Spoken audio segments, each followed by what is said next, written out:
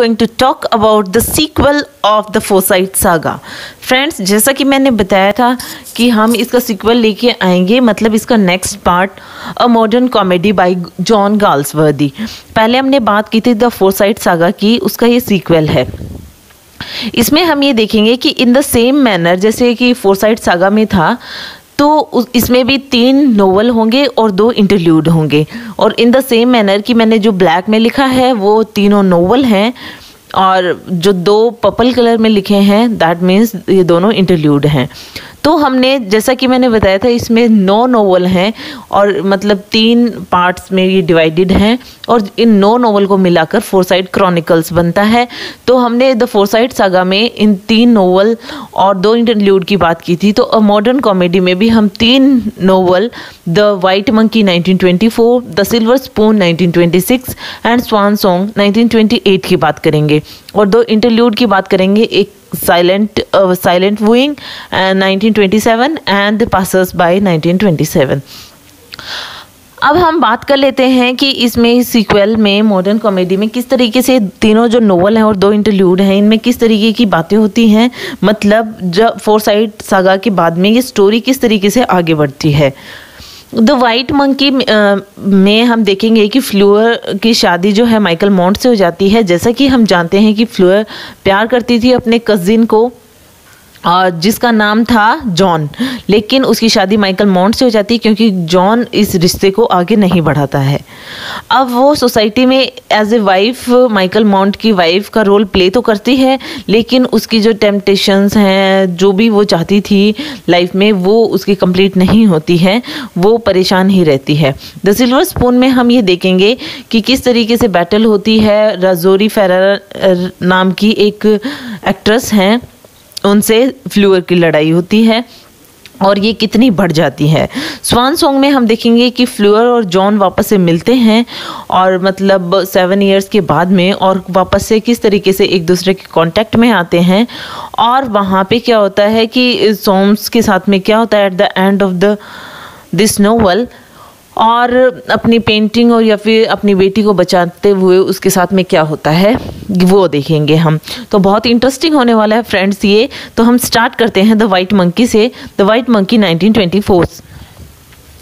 तो इसमें सबसे पहले हम कैरेक्टर्स की बात करें तो फ्रेंड्स इसमें कैरेक्टर कुछ ही नए इंट्रोड्यूस, कुछ जो पुराने हमने द फोरसाइट सागा में देखे थे वही हैं। तो इसी में द वाइट मंकी में फ्लूअर फोरसाइट मॉन्ट है, मतलब माइकल मॉन्ट की वाइफ माइकल मॉन्ट है, सोम्स फोरसाइट है जो फ्लूअर के फादर हैं। टोनी बेकेट नाम का एक नया कैरेक्टर इंट्रोड्यूस होगा और एक विल्फ्रेड डेजर्ट नाम का। अब हम ये देखते हैं कि जैसा कि आप ये ट्री जो मैंने बनाया था फ्रेंड्स, होप आपको ये इजी रहेगा समझने के लिए, जैसा कि मैंने द फोरसाइट सागा में भी बताया था। तो जैसा कि आप देख सकते हो,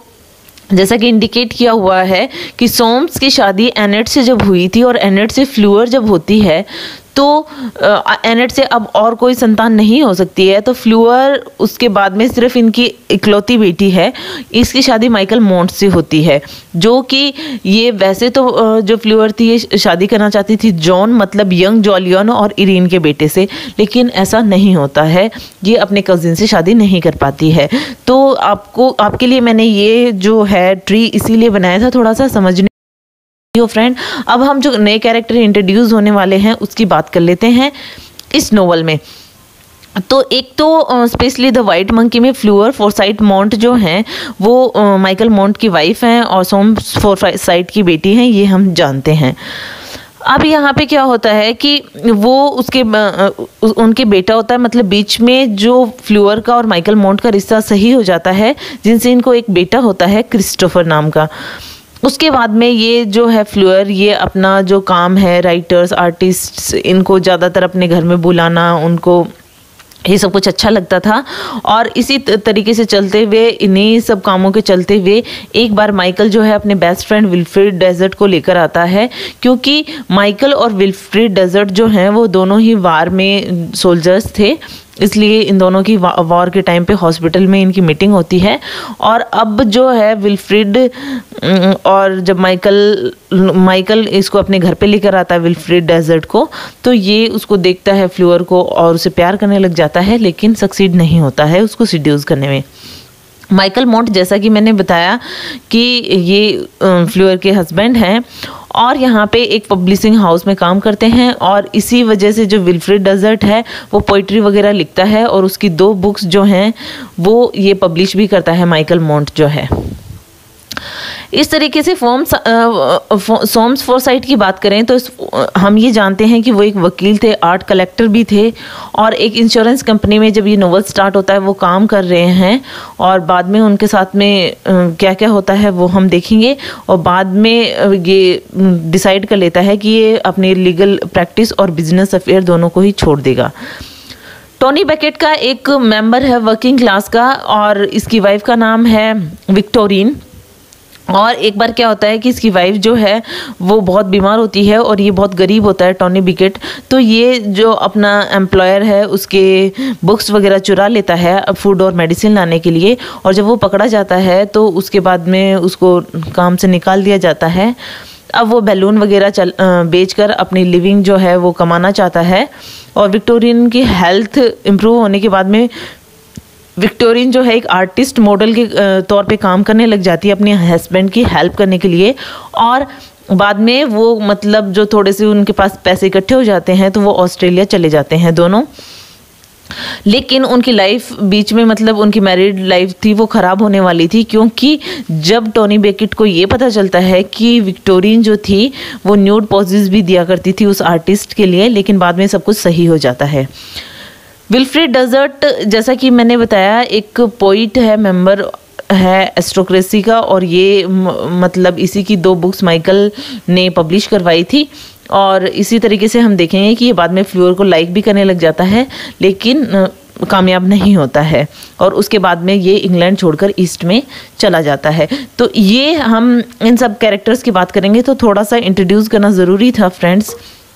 अब हम देख लेते हैं सोम्स फोरसाइट जो है वो बोर्ड का एक मेंबर बन गया है, प्रोविडेंशियल प्रीमियम रीअश्योरेंस जो सोसाइटी है उसमें, मतलब PPRS का मतलब एक मेंबर है। अब यहाँ पे क्या होता है कि इसके साथ में कुछ गलत होता है, वो किस तरीके से कुछ यूरोपियन एक्सचेंज जो हैं वो अनस्टेबल हो जाते हैं, और सोम्स जो है वो स्टॉक होल्डर्स को मतलब जो सबको बताने के लिए कहता है कि जो भी रिपोर्ट है स्टॉक होल्डर्स की वो डिटेल में सबको बता दी जाए। लेकिन बाद में ये पता चलता है कि उनका ही उसी मतलब कंपनी का एक जो क्लर्क है बटरफील्ड नाम का उस सोसाइटी का PPRS का, तो उस क्लर्क ने कन्वर्जेशन सुन ली अपने ही मैनेजर की एल्डरसन की। वो एक जर्मन से बात कर रहा था और जर्मन ने से इस तरीके की बातें कर रहा था कि उसको मतलब किस तरीके से कमीशन लिया है जर्मनी में इन्वेस्टमेंट करने के लिए, और बाद में अब अगर लॉस हो रहा है तो उसके लिए वो कम से कम भरपाई करेंगे। इस तरीके की कुछ बातें सुन लेता है जिससे उसको ये पता चलता है कि उसका मैनेजर जो है वो ब्राइब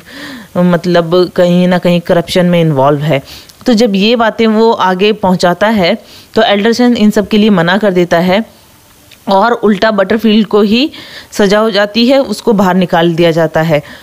लेकिन जब ये सब कुछ सोम्स फोरसाइट को पता लगता है वो सबको बता देता है, उसकी बटरफील्ड की हेल्प भी करना चाहता है, लेकिन बाकी के जो स्टॉक होल्डर हैं उनकी नाराज़गी का सामना करना पड़ता है सोम्स को। सोम्स के रिश्ते बाकी लोगों के साथ में अच्छे नहीं रहते हैं इन सब रिविलेशन के बाद में, तो वो सब कुछ छोड़ छाड़ के मतलब रिज़ाइन कर देता है और चला जाता है, ये काम छोड़ देता है। अब हम माइकल मोंट की बात करें, जैसा कि सोम्स के सन इन लॉ हैं और एक पब्लिशर भी हैं, ये बटरफील्ड की हेल्प करते हैं क्योंकि वो जब PPRS से अपनी जॉब को खो चुका है तो सोम जो है वो अपने ही दामाद से माइकल मोंट से बात करते हैं कि उससे कहीं नौकरी पे रख लिया जाए, और बटरफील्ड को काम मिल जाता है नया। अब टोनी बिकेट की बात करें तो जैसा कि मैंने बताया उसकी वाइफ विक्टोरियन होती है, और वो किस तरीके से एक वर्किंग क्लास पर्सन होता है और उसकी वाइफ बीमार रहती है, इसलिए वो अपने एम्प्लॉयर की बुक्स वगैरह चुरा लेता है फूड और मेडिसिन के लिए। बाद में सारी चीज़ें जब बैलून वगैरह बेचना स्टार्ट कर देता है तो यहाँ पे सोम्स उसकी हेल्प भी करता है, उससे बैलून वगैरह भी खरीदता है और उसकी हेल्थ इंप्रूव हो जाती है। तो Victorian as a artist model काम करने लग जाती है। तो ये बाद में जैसा कि मैंने बताया फिर ये दोनों ऑस्ट्रेलिया चले जाते हैं। तो यहाँ पे हम बात करें माइकल की वाइफ फ्लूअर की, तो वो जैसा कि हम जानते हैं कि उसके फादर के लाड प्यार ने उसको कितना बिगाड़ रखा है और उसकी ड्रीम्स जो हैं वो कंप्लीट नहीं हुए हैं, वो किस तरीके की पैशनेट है और वो अपने हस्बैंड को भी लव नहीं करती है। विल्फ्रेड डेजर्ट जो है एक आर्टिस्ट है, वो उसके प्यार में आ जाता है, मतलब उससे प्यार करने लग जाता है, जो माइकल मॉन्ट का फ्रेंड होता है, और माइकल मॉन्ट उसकी 2 पोएट्री की बुक्स पब्लिश करवाता है। लेकिन यहाँ पे हम देखते हैं कि विल्फ्रेड जो है, क्योंकि फ्लूअर को ऐसा लगता है कि विल्फ्रेड उसे प्यार नहीं दे सकता, मतलब सिर्फ एडवेंचर तो दे सकता है बट नॉट लव। तो विल्फ्रेड जो है फाइनली वहाँ से उदास होकर और अरेबिया वापस चला जाता है। अब यहाँ पे क्या होता है कि इन बिटवीन इस टाइम में माइकल और फ्लूअर के रिलेशनशिप्स जो होते हैं वो सही हो जाते हैं और उनके एक बेटा होता है जिसका नाम होता है क्रिस्टोफर। अब हम अगले नोवेल की बात करें, द सिल्वर स्पून 1926 की, तो इसमें और जो कैरेक्टर्स हैं तो 1-2 और ऐड होते हैं और प्लस वो पहले वाले होते हैं, जैसे कि फ्लूअर, फोर्साइट, मॉन्ट जो हैं वो क्योंकि उनके जो हस्बैंड हैं माइकल मॉन्ट, वो पॉलिटिकल कैरियर में ध्यान देने लगे हैं क्योंकि वो एक ब्रिटिश पार्लियामेंट के मेंबर बन गए हैं। और यहाँ पे उनकी जो एक फ्रेंड है मार्जोरी फेरार नाम से, और उन किस तरीके से इनकी सिचुएशन जो होती है वो बेकार हो जाती है, इनके रिलेशन बेकार हो जाते हैं, वो देखेंगे। माइकल मॉन्ट जो है वो ब्रिटिश पार्लियामेंट का मेंबर बन गया है, इसमें इसकी हेल्प करती है इसकी वाइफ जो है, तो ये सारी चीज़ें हम देखेंगे। सोम्स फोर्साइट है, वो जैसा कि मैंने बताया रिटायर हो जाता है बाद में, वो अपनी लॉ प्रैक्टिस और बिजनेस अफेयर से, और रेजोरी फेरार का जो केस होता है उसमें इसका भी हाथ होता है सोम्स फोर्साइट का, हम देखेंगे किस तरीके से। अब यहाँ पे हम मार्जोरी फेरार, जैसा कि मैंने बताया, एक एरिस्टोक्रेट एक्ट्रेस है और यहाँ पे इस तरीके की ये लाइफ जीती है और ये कुछ ऐसी बातें कहती है फ्लूअर के बारे में जो सोम्स फोर्साइट नहीं सुन पाते हैं और इनकी जो लड़ाई है वो आगे बढ़ती है। फ्रांसिस विलमोंट जो है वो कौन है, अब हम ये बात करें तो वो जॉन फोर्साइट जो हैं उनके ब्रदर इन लॉ हैं, मतलब जॉन फोर्साइट की वाइफ है एन, तो एन जो है उनका भाई है फ्रांसिस विलमोंट, और ये एक वैकेशन में आते हैं लंदन में और मतलब घूमना चाहते हैं, और ये जब मार्जोरी को देखते हैं उससे प्यार करने लग जाते हैं,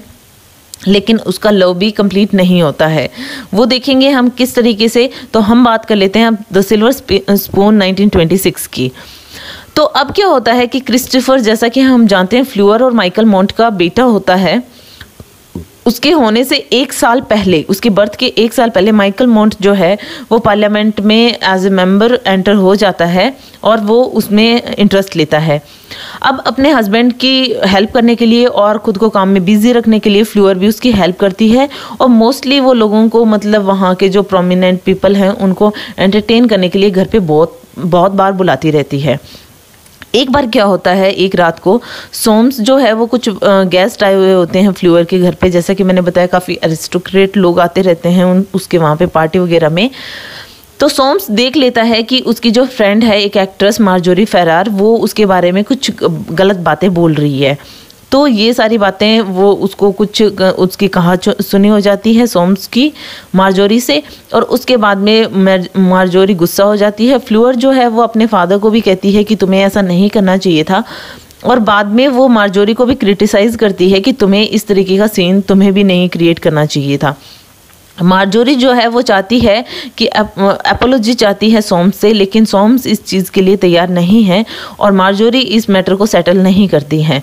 अब वो क्या करती है कि वो इन सारे मैटर को, क्योंकि यहाँ पे जो फ्लूअर है वो भी कुछ ऐसी भद्दे लेटर्स लिखती है अपने म्यूचुअल फ्रेंड्स को, जिससे मार्जोरी जो है वो ये सारा केस कोर्ट में ले जाती है और मानहानि का केस कर देती है। सोम्स जो है वो, जैसा कि वो भी लॉयर था, वो अभी सोम्स और उसका लॉयर ये मैनेज कर देते हैं, मतलब ये प्रूव कर देते हैं कि मार्जोरी जो है एक इर्रिस्पॉन्सिबल मॉरल्स वाली वुमेन है। अब जो फ्लूअर है वो केस तो जीत जाती है, लेकिन इन सब से ये पता चल जाता है उनके फ्रेंड्स को कि इसका एटीट्यूड किस तरीके का है, तो वो मतलब उसे दूरी बना लेते हैं। अब फ्लूअर और भी ज़्यादा दुखी हो जाती है, जैसा वो पहले थी उससे भी ज़्यादा। अब हम ये देखते हैं कि दूसरी तरफ फ्रांसिस विलमोंट जो हैं जिसकी बहन एन की शादी जॉन से हुई है, वो अमेरिका से आया है। इंग्लैंड में क्या कुछ हो रहा है, मतलब इंग्लैंड कैसा है, घूमने के हिसाब से आया है अमेरिका से। वो रुकता है फ्लूअर के और माइकल मॉन्ट के यहाँ पे, और जब मार्जोरी फेरार को देखता है उससे प्यार में पड़ जाता है। लेकिन जब उसे पता चलता है कि मार्जोरी और फ्लूअर के रिलेशंस किस तरीके के हैं, मार्जोरी और फिर उसको अच्छा नहीं लगता और मार्जोरी भी उसे रिफ्यूज़ कर देती है शादी करने के लिए, क्योंकि मार्जोरी की लाइफ कुछ डिफरेंट टाइप की होती है और वो एकदम बोरिंग लाइफ स्पेंड नहीं करना चाहती है अमेरिका में, तो वो उसे मना कर देती है। फ्रांसिस को बहुत बुरा लगता है और उसे निमोनिया हो जाता है, वो ख़त्म भी हो जाता है, लेकिन फ्लूअर ने उसकी काफ़ी देखभाल की और वो बच गया और आफ्टर रिकवरी वो वापस से अमेरिका चला जाता है। उसका जो ड्रीम्स थे उसके कंप्लीट नहीं होते हैं, सो ही वॉज वेरी सैड। अब हम जो इंटरल्यूड था साइलेंट वूइंग उसकी बात करें तो इसमें यही बताया गया है कि माइकल फ्लूअर जो हैं वो अपने, जैसा कि हम जानते हैं कि माइकल से शादी से पहले जो फ्लूअर है वो जॉन से किस तरीके से प्यार करती थी, लेकिन उन्होंने फैमिली की वजह से एक दूसरे से शादी नहीं की। जॉन जो था वो अमेरिका चला जाता है, कनाडा, अपनी मदर जो है इरीन के साथ में, और जब वो अमेरिका जाता है तब वो एक साउदर्न जो गर्ल है एन विलमोंट उसके कांटेक्ट में आता है और उससे शादी कर लेता है। पासर्स बाई 1927 में भी यही बताया गया है कि फ्लूअर जो है वो किस तरीके से अपनी जो लाइफ है लंदन और इन सब में स्पेंड करती है, क्योंकि वो सोम्स के साथ में जाती है एक ट्रिप पे, क्योंकि उसको थोड़ा सा चेंज चाहिए होता है अपनी लाइफ में। तो माइकल जो है वो उनके साथ में नहीं जाता है क्योंकि पार्लियामेंट में उनका जो करंट सेशन है वो चल रहा है और उसे वो छोड़कर नहीं जा सकता है, और साथ ही साथ में वो फॉगाटिज्म पे भी काम कर रहा है, मतलब जिसमें जो लोग हैं एक ऐसा प्लान जिससे लोग जो हैं अपने लैंड की तरफ वापस आते हैं और उनको मतलब पॉपुलेट करने की कोशिश करते हैं। जो ब्रिटिशर्स के पुअर जो चिल्ड्रन हैं उन सब से मतलब वो सब वहाँ रहते हैं उनके थ्रू, मतलब a plan for a return to the land and for populating with the children of the British poor. अब हम ये देखते हैं कि यहाँ पे उसको रुकना पड़ेगा, इसलिए वो उनके साथ में नहीं जाता है, मतलब फ्लूअर और सोम्स के साथ में नहीं जा पाता है। लेकिन वो सोम्स जो हैं और फ्लूअर हैं वो ट्रिप पे निकल जाते हैं, और वैसे जो है माइकल मॉन्ट वो ये डिसाइड करता है कि 5 महीने बाद में हम वैनकोवर नाम की जगह पे वहाँ एक साथ मिलेंगे। अब यहाँ पे क्या है कि इन बिटवीन ये सब लोग जा रहे हैं तो क्रिस्टोफर किसके पास रहेगा, तो वो अपनी ग्रैंड मदर मतलब सोम्स की वाइफ जो हैं उनके पास रुकेगा, एनेट के पास। अब यहाँ पे क्या होता है कि जब सोम्स और फ्लूअर वहाँ पे घूमने के लिए जाते हैं वॉशिंगटन में, क्या होता है कि फ्लूअर, माइकल मॉन्ट, सोम्स ये सब कुछ सारे लोग जो हैं एक होटल में रुके हुए हैं और वहाँ पे जॉन फोर्साइट और उसकी मदर इरीन भी होते हैं। तो सोम्स जो है वो देख लेता है कि जॉन फोर्साइट और उसकी मदर इरीन इसी होटल में हैं, तो वो वहाँ से चला जाता है, मतलब वो उनका सामना नहीं करना चाहता है। स्वान सॉन्ग 1928 में क्या होता है, अब एट द एंड हम इसकी बात कर लेते हैं। This is the last novel. इसमें क्या होता है कि फ्लूअर और सोम्स जो हैं वो वापस आ जाते हैं लंदन अपनी ट्रिप से, और फ्लूअर जो है वो अब क्या है कि जनरल स्ट्राइक ऑफ 1926 चल रही है, तो वहाँ पे वो हेल्प करने के पर्पज़ से, क्योंकि ये वर्कर्स, कोल माइन के वर्कर्स की ये स्ट्राइक होती है और इनकी हेल्प करने के लिए वो एक कैंटीन खोल लेती है वहाँ पे। जॉन जो है वो भी वहाँ पे आता है इसी स्ट्राइक में कुछ काम की वजह से, और जॉन और फ्लूअर जो हैं वो एक दूसरे के कांटेक्ट में आते हैं। जॉन जो है वो अपनी वाइफ को धोखा नहीं देना चाहता है, लेकिन फ्लूअर कोई ना कोई बहाना ढूंढती रहती है उसके कांटेक्ट में आने के लिए, और एट लास्ट वो दोनों इंटीमेट हो ही जाते हैं। लेकिन अब फ्लूअर तो खुश है कि उसने जॉन को पा लिया, लेकिन जॉन बिल्कुल भी खुश नहीं है कि उसने जो किया, और वो मॉर्निंग में निकल जाता है उसके लिए एक नोट छोड़कर कि वो अब कभी भी वापस नहीं आएगा, उससे कभी भी मिलना नहीं चाहेगा, उसकी जो वाइफ है वो प्रेग्नेंट है और उसे उसकी ज़रूरत है, ऐसा कहकर वो चला जाता है। अब यहाँ पे क्या होता है कि जिस काम पे वो काम कर रहा था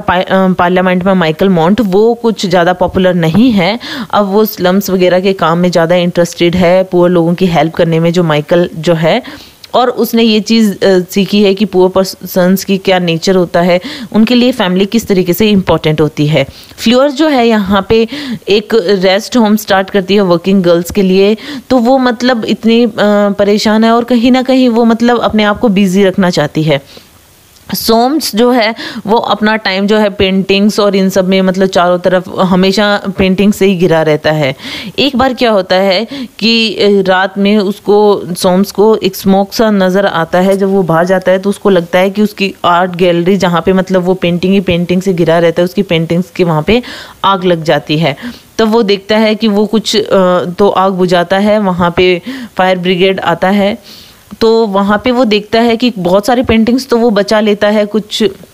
पानी डालकर और कुछ बाहर विंडो से फेंक कर। लेकिन बाद में जब वो बाहर आता है वो देखता है कि किस तरीके से एक जो बड़ी सी पेंटिंग है वो विंडो में नीचे गिरने वाली है और विंडो के नीचे जो है फ्लोर खड़ी है। ये चीज़ जब सोम्स देखता है तो वो भागता है और फ्लोर को धक्का दे देता है और वो पेंटिंग सोम्स पे गिर जाती है। इससे मतलब सोम्स जो है वो वुंडेड हो जाता है, मतलब स्मोक और उन सब की चोट की वजह से वो ख़त्म हो जाता है। जो आग थी वो फ्लोर की वजह से लगी थी, क्योंकि उसको स्मोकिंग करने की आदत थी, उसी की सिगरेट से लगी थी। कहीं ना कहीं वो अपनी लाइफ से इतनी परेशान थी कि वो अपनी लाइफ ख़त्म करना चाहती थी। और वो बाद में देखती है जब उसके फादर ख़त्म हो जाते हैं, सोम्स जो हैं, क्योंकि यहाँ पे हम देखते हैं कि जो आखिरी जो फोरसाइट के जो फादर वाली पीढ़ी का जो पर्सन बचा हुआ आता है सोम्स फोरसाइट, वो ख़त्म हो जाता है। और यहाँ पे फ्लोर को ऐसे लगता है कि वो अपनी लाइफ से इतनी परेशान थी, इतनी दुखी थी, वो मरना चाहती थी, लेकिन उसके फादर ख़त्म हो गए हैं उसकी जगह पे। तो उसको लाइफ की इम्पोर्टेंस का पता चला और अब वो देखती है कि वो अपनी लाइफ को प्यार करेगी, अपनी लाइफ को जिएगी। और यहाँ पे दूसरी तरफ हम ये देखते हैं कि अब माइकल मॉन्ट को भी ये विश्वास हो गया है कि जॉन शायद कभी अब वापस नहीं आएगा और जॉन और फ्लेयर का जो रिलेशनशिप है वो हमेशा के लिए ख़त्म हो गया है। तो इस तरीके से मतलब पॉजिटिव फीलिंग के साथ में इस जो नॉवल है, इसका जो हमने ट्रायोलॉजी देखी है अ मॉडर्न कॉमेडी की, ये ख़त्म होती है। Hope you like it. If you like it please hit the thumbs up button, please subscribe channel, put your views and suggestion in comment box.